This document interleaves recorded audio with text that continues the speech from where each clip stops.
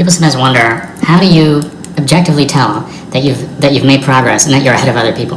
Let's say that you have some new idea, something that nobody knows about, and you think it improves upon something that the general public believes in.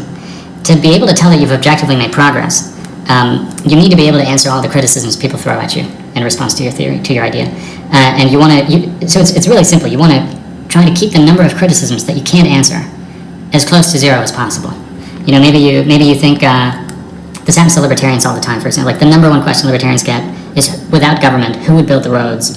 Right? And this is such an entry-level question, let's call it. Such a low standard, right? Like, as if libertarians hadn't thought about that yet. Or let's say, you know, for example, just to give an even more controversial example, I don't think animals are sentient, okay? And people usually assume that it has to be because I don't know animals very well, or like I haven't studied them. It's actually the opposite. I've studied animals so much, I understand their behavior so well, that I concluded that they're not sentient. And nobody has shown any new argument that I haven't addressed. Usually what you'll find, now without getting into the content of any specific disagreement you may have with the general public, right? But usually what you'll find is that the discussions, the conversations, kind of typically go roughly the same.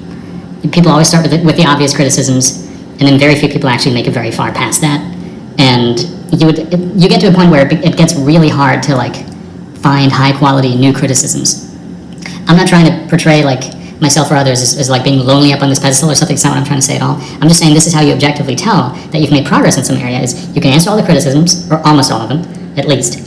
And you notice these patterns. Like, everybody always answers the obvious criticisms, and you rarely ever get to some higher level of criticism. And it just gets harder and harder to find that kind of quality engagement with your ideas.